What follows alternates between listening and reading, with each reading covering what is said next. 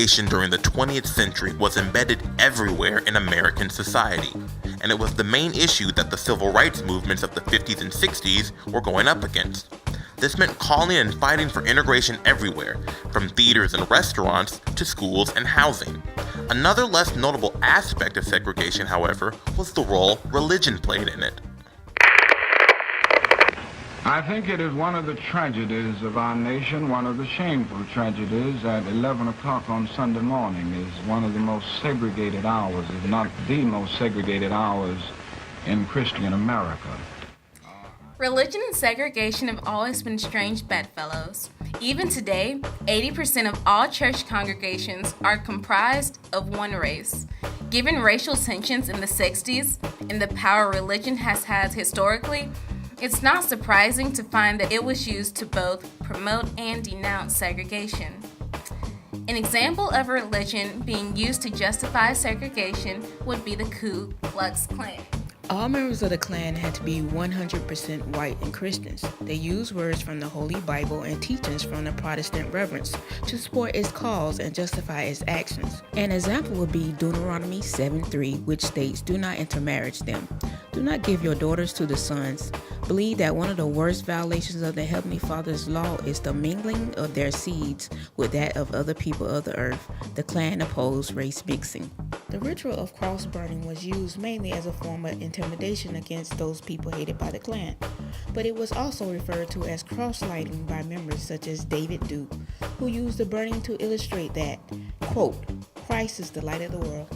Just as religion was used to assert that segregation was a moral necessity, it was also turned around in opposite ways and say that segregation was morally wrong. The most notable person to use religion to this end was Reverend Martin Luther King Jr. Unlike the KKK, MLK used religion as a means of integration. Having grown up in the church as a son and grandson of pastors, he believed that it could be used as a means to take the shared Christian views of all people, black and white, and steer them toward a coalition that advocated for equality. He often used biblical verses in his sermons and emphasized his religious background rather than his political one, stating in his speech, "A gift of love. Before I was a civil rights leader, I was a preacher of the gospel. All that I do in civil rights, I do because I consider it a part of my ministry." King was a part of many religious civil rights organizations, most notably the Southern Christian Leadership Conference. The SCLC used religious moral authority to fight for the cause of integration.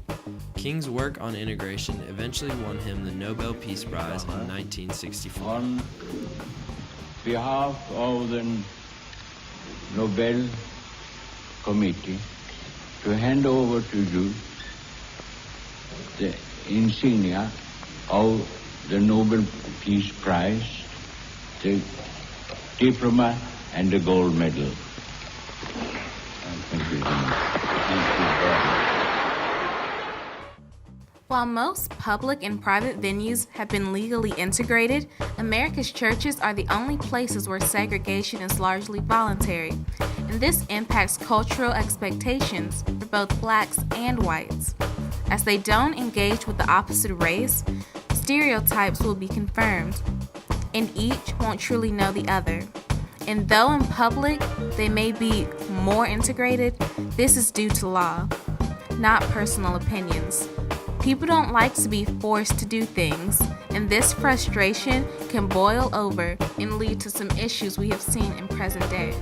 Much of the strife seen in recent times can be attributed to the fact that while blacks and whites work and go to school side by side, they don't truly have strong personal connections. They aren't as at ease with one another as one would expect. Thus, when they choose where they're going to worship, something they want to be extremely comfortable in, they choose to associate with people who they feel comfortable with. And the numbers have shown that means going to church with people of your same race. Voluntary church segregation, thus, could be used as a barometer for how far race relations have come in terms of hearts and minds, not laws. It's also important to note that this segregation isn't done maliciously. Religion is shaped by culture, and while this isn't obviously true for every individual, blacks and whites still have very different cultures. From the movies and TV shows that are watched, the music listened to, each culture has distinctive characteristics. And given that culture does affect religion, it makes sense that blacks and whites would be attracted to different things. The reason church segregation needs to be noted is that while legally blacks and whites are much more integrated, their cultures are still very segregated from each other. Oftentimes, people are confused when racial tensions spring up in America, and that's because it's been assumed that since legally they've become integrated, their cultures have mixed and they now understand each other. This isn't necessarily true. While desegregation eliminated segregation on a wide scale and gave people the opportunity to integrate their cultures, it doesn't mean people have decided to do so. This is what the church segregation shows. Blacks and whites could go to churches where the congregations are mixed, but they don't choose to, and that is not a bad thing at all. However, you now don't have the opportunity to learn about another race, and preconceived notions can't be broken, so when the racial issues do appear, you're not seeing someone who is a fellow religious follower, you're just seeing someone else. Going back to Dr. King's quote for a second, there's a part in his comments that doesn't get played as much as the 11 a.m. bit, but it is still very telling. I might say that my church is not a segregating church. It's segregated, but not segregating. It would welcome white members. And that's the key. Statistically speaking, a white person doesn't feel comfortable joining a black church and vice versa. Given the massive public integration, there has been sort of a misconception that any discomfort between blacks and whites exists in only a small pocket, when really there is much more bubbling underneath the surface. People just haven't acted on it. They've dealt with that discomfort. But when it comes to religion and faith, you want no discomfort. So if given a choice, someone is going to go to a church that has a large congregation of their same race. Faith is an intensely personal thing. To surround yourself with others to discuss it, you have to feel comfortable with them. And if America's churches are any indication, blacks and whites have not yet reached that threshold.